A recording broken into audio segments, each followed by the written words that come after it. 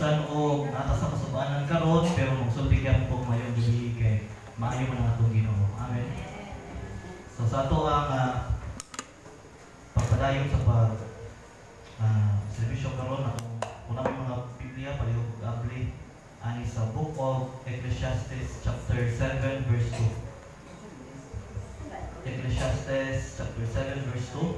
Ako basahon sa New Living Translation. O mamali ako tindog para sa pagtawag sa pulong sa Ginoo. Ang pulong sa Ginoo nagingon, better to spend your time at funerals than at parties. After all, everyone dies, so the living should take this to heart. Akong balikon, Ecclesiastes chapter 7 verse 2 sa New Living Translation, better to spend your time at funerals than at parties. After all, everyone dies, so the living should take this to heart. Let us pray. Father God, we praise you, Lord, and amo kang ginapasalamatan karon nga gabi sa imong panunay nga pag-uban ka namo, Lord. O manay sa imong kaalam nga langit mong Ginoo. Samtang nga magatuon mi, magapaminaw mi sa imong mensahe Ginoo. Ikaw maghahatag ka namo kaalam nga amo kining masabtan. Labos tanan, Lord, ang makipag-istorya ka sa mga personally sa imong kasama ang pagpaminaw sa imong pulong karon Ginoo. And Father, kita nang bidaan po, pinapasalamatan sa pangalan ng Jesus. Amen. Palihog sa pagpaglingkod.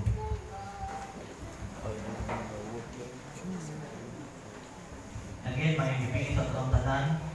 And salamat sa mga natampo karon nga gabi sa servisyo nato. And nung ato ang mga presensya no, makatabang gini o dako nga nagpakita o pakiguyog sa kasubanan sa pamilya. And I know wala joy sa karon wala joy words nga truly nakapawala sa sakit na ginabati gabi na of losing someone that we love. But I pray nga ang pulong karon sa Ginoo, it will offer us peace and comfort. Muna akong prayer karon nga gabi, especially bugat atong mga kipagbati. Kung usahay ato ang mga una-una are filled with questions. But sa itong pagpadayon, ang ato ang servisyo karon dili lang ni panahon sa pagsubok, but it is also a time of remembering. Muna natin yung servisyo. A time of remembering, a time of reflecting, and also a time of returning. Ang kapasabot is returning to what truly matters, no? Returning to God. And ang title sa atong sermon karong gabi is A Time to Reflect, A Time to Return. Atong text sa atong gibasa gaina Ecclesiastes chapter 7 verse 2. O gaina nakabantay mo sa ato ang gibasa ng text. Honestly, no kisa may tao nga musulti nga, mas better pa man mo adto sa funeral than mo adto sa mga parties. Di ba ang scripture na ingon, it's better to spend your time at funerals than at parties. Kisa may tao nga ingon ani. Ganun, ingani man ang iyang konsepto. Kaysa ato ang culture baya, gina-avoid ba nato ang pag-dispose ng mga patay, kanang about kamatayon, kay nabi tayo term nga, mababaan yan, di ba? Tayo term ba kung gina-avoid ato ng mga isgot-isgot. And sa ato ang kultura, we prefer kanang celebrations, joyful celebrations, mga joyful gatherings. But ang Ginoo, nagulong man sa Ginoo through the wisdom of King Solomon, iyahan yung nasulat sa iyahang scripture. And kung atong tanawon niya pulong, makahatag sa ito o pagdasig o paghinumdom nga, it is a time to pause and to reflect sa ito ang kinabuhi. No, kanina mga panahon, time of sorrow. O kanina verse, wala siya gisulat sa writer para mas mapasubo atong gibati, but it's meant to make us wiser. Nga naman, itong tubago ng karon, kaya mag-share kong tulong ako ng mga kamatuuran kasi atong ma-learn sa atong gibasa nga text. First point nato is, a funeral reminds us of life's certainty. Sa text nato kay na babasa dito, after all, everyone dies, according kang King Solomon. Ang kaniya kamatuuran is plain, but it is also powerful. Kaya nag-ingon siya, death is certain. No, naikasiguraduhan ang kamatayon. Or ang kamatayon, usa ka sigurado na pangitabo sa itong mga kinabuhi. No matter who we are, kung bata man ka or gulang, dato man ka or pobre, death is certain. No, death is the great equalizer. Kasi pasabot ani ni phrase, death is the great equalizer. Meaning, regardless sa imong status sa imong kinabuhi, no, pag-abot sa kamatayon, we are on the same level. I mean, we will meet the same end. No, mamatay gyapon ta tanan. According to Scripture, no, after all, everyone dies. No, whether you are educated or uneducated, whether you are powerful or dili, whether you are famous or unknown, ang tanan na agyuday usa ka padulungan lang, no, kamatayon. Death comes to everyone.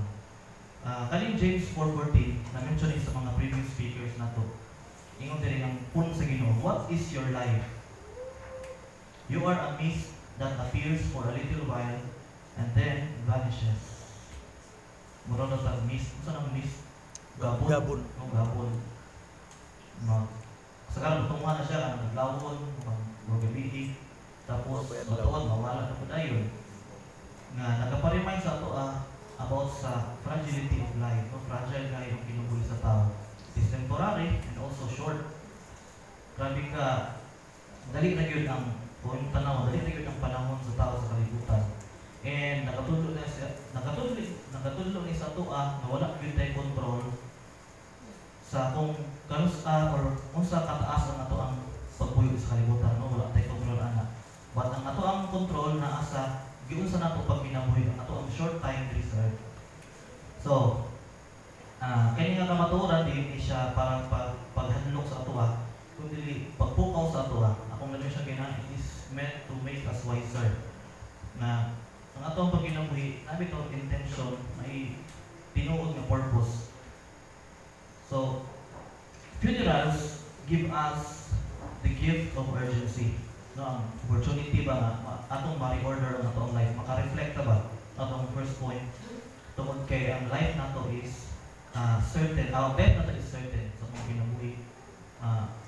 Gabi ra kang kumpara sa eternity. No, after sa atong life diri sa kalibutan, gabi ra kang compare sa atong life sa second life nato compared sa eternity. So, muna ato ang first point karon nga gabi. Second point, a funeral calls the living to reflect. Ingon ang scripture kay na, so the living should take this to heart. Kani nga verse is for us, no, sa mga buhi.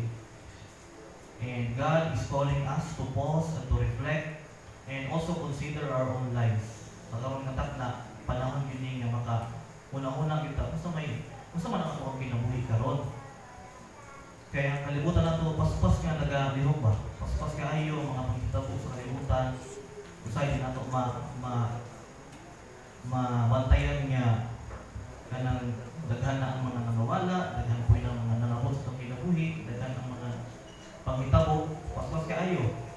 But, karon nga mga takna, no, karon nga kanang magsukuta, is a moment nga makapugos sa ato to reflect and to slow down sa itong life and makapangutan sa mga questions sa lang ito ginaaboy.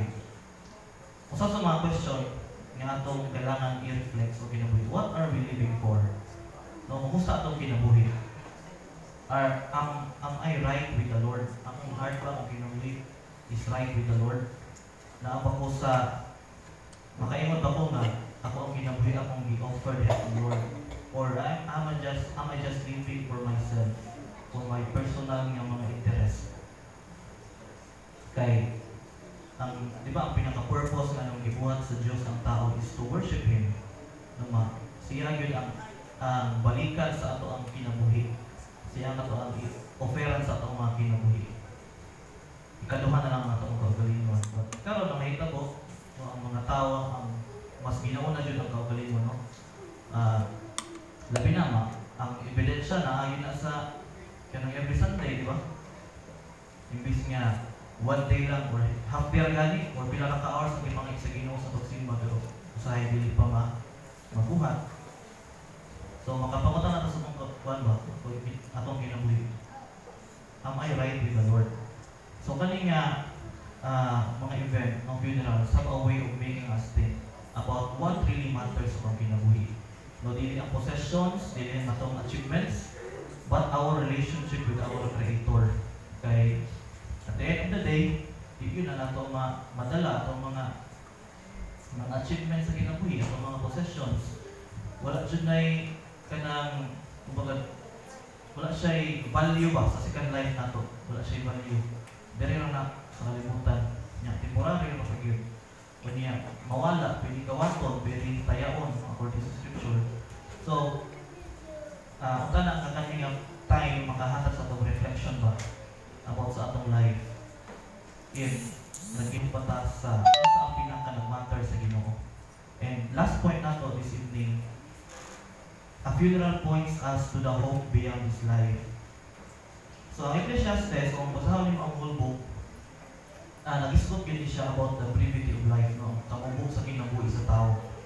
And, bisan mo kayo manani ang message sa Ecclesiastes.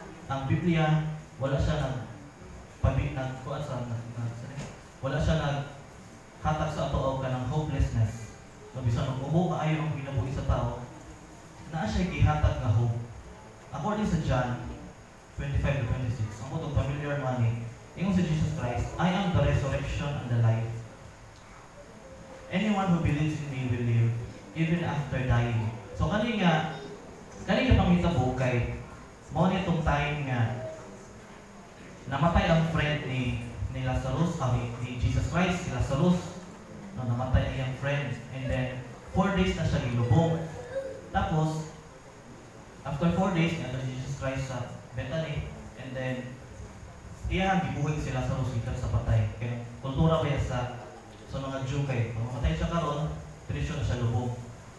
Tapos, 4 days na siya nga naasa, wala na balsamar sa ilang kultura na. So, 4 days na siya nga naasa sa luganan. And then, si Jesus Christ, niya giprove ang iyang statement, I am the resurrection and the life. Iyang gibuhig si Lazarus. And then, a few days later, ihapon ni giprove siyang kaugalingon by katong after siya gilansang sa cross, namatay siya, gilubong, and then katulong adlaw na namatay, nabanhaw siya. So, i-prove niya siyang kaugalingon, dili lang ka Lazarus that I am the resurrection and I am the life. No, ako'y power over life. Wala ko na pabilin nga patay, kundi na ako nabuhi ko. Kung tinuod ang iyang statement, kung kani siya nga kabalo mo ang resurrection, una siya ang naghatag sa ato ako kanang kalikon sa atong pagtuo. Kaya kung si Jesus Christ wala siya nabanhaw, dili ligon ang atong pagtuo, or dili ligon ang iyang mga claim niya, I am the Son of God, I am the Savior. Okay, saan man niya pag-save sa ato from death, siya mismo wala siya nabanhaw. So, grabe importante ang resurrection.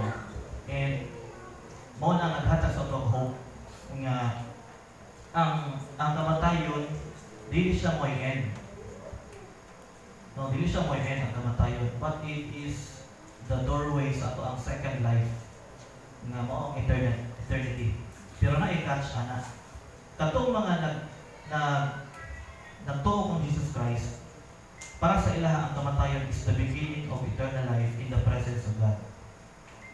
Nakuha na to, for believers, ang kamatayon is the beginning of eternal life in the presence of God. Pero, para sa mga wala nagtuo kang Jesus Christ, death is the beginning of eternal death in the presence of Satan. Naduha naman yun na, according sa Bible, mag-spend ka sa eternity sa presence sa Ginoo, or mag-spend ka sa eternity sa presence kauban si Satan. And if our loved one trusted in Jesus Christ, then ang karon nga panghitabo is not a goodbye, no? Or pwede siya matawag na temporary goodbye lang. But dili siya goodbye. It is see you again na itong pwede masulti. No, para sa ato And I know, si Ate Jojo, kuhaan mo yun Kristohan mo yun siya, anak mo yun sa Ginoo. Ang anak sa Ginoo, pauli yun na sa balay sa iyang amahan. Isa man ang amahan, ang Ginoo. Pero kung dili ka anak sa Ginoo, doon man anak ka sa Ginoo, anak ka sa Satanas. Kung namatay ka, dili ka anak sa Ginoo, maato yung ka mauli sa balay sa imong amahan. Diba? Ako rin ang logic ano. Unang kami, sa among belief nga, naabid mi kasiguruhan sa mong kaluwasan. Mga question ko sa iyo, anong makasiguro man ta sa kaluwasan nga, napamang ka, buhi pa man ka? Sa scripture mo, kung tanawan niyo sa makatong sample sa Titus 3:5, no? Giluwas kita niya, or He saved us, not because of the righteous things that we had done. Ang gigamit niya diha nga word kay save, no, past tense. Pasabot, ang iyang mga audience ani mga Kristohanon.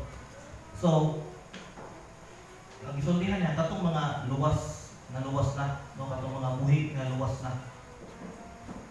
So, ang kaluwasan dahil maangko na to, samtang buhi pa ta. Diba? And then, one good, karon na week, diba, mag-celebrate man ta sa Holy Week, diba?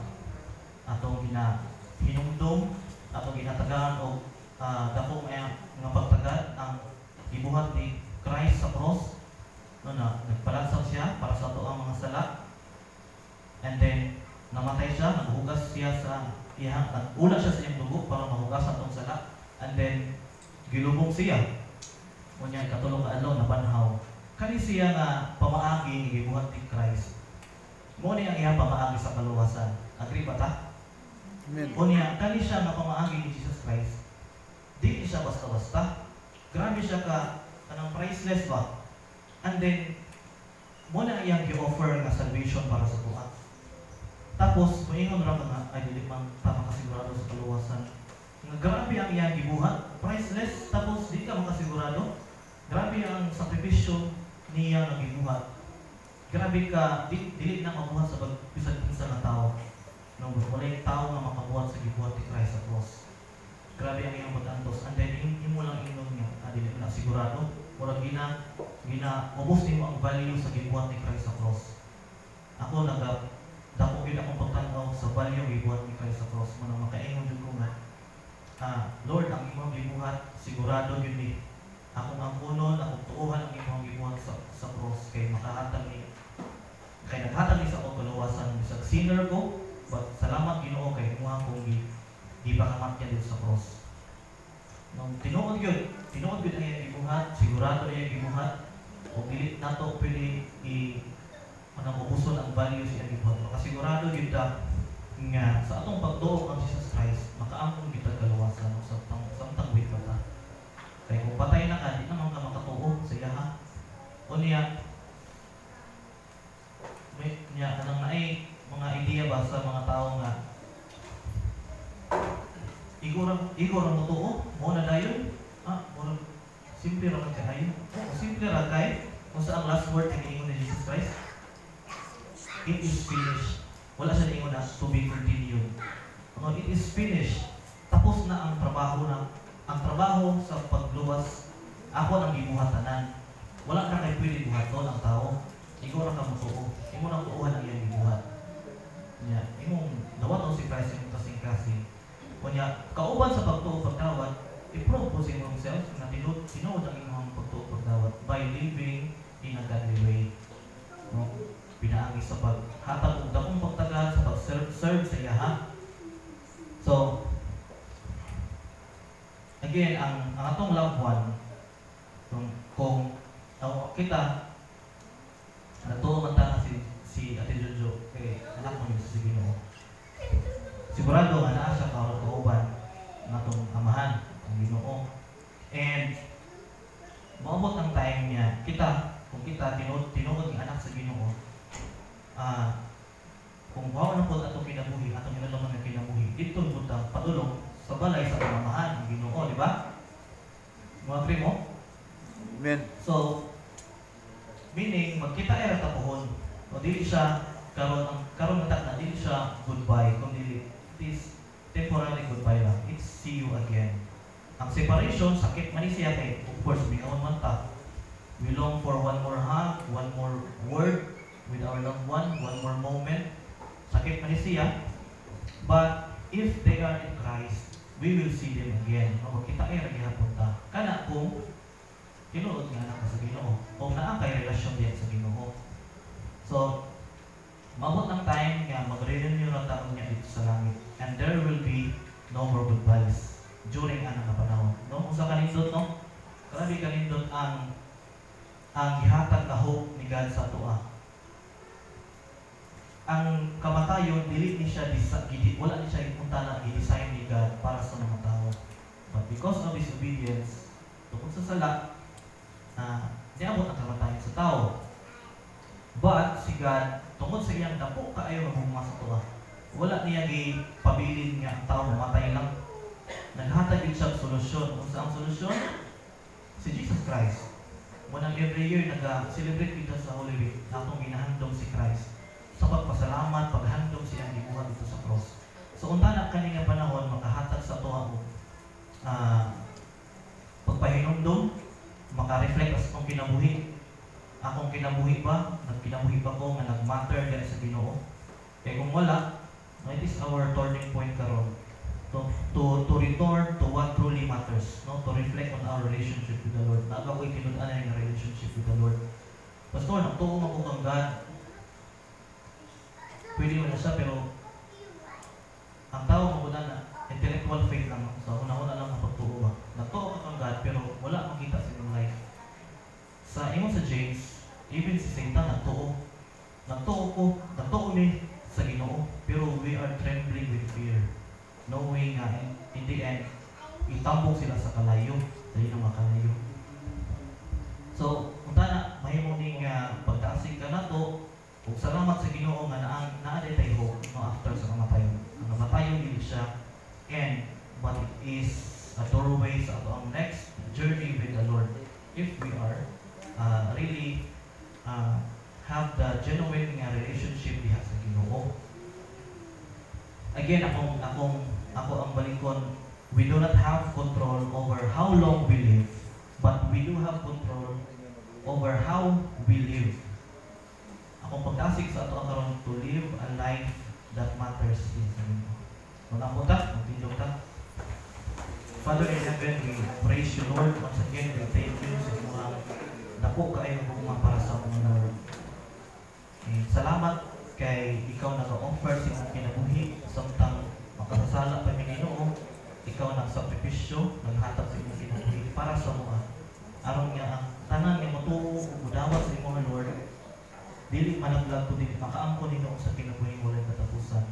Father, salamat sa imong ani nga mga higayon nga maka-reflect na sa imong kinabuhi, a time for us to slow down and evaluate ourselves, Ginoo, if our heart, our lives are right with you, Lord. Kung dili pa Ginoo, tabangin mi, Lord, nga kanang istorya ka sa mga personally, kung siya mo pwede buhaton, Lord, tabangin mi dasigang kami Ginoo kanunay nga mas mapatugol pa kami sa imong Lord.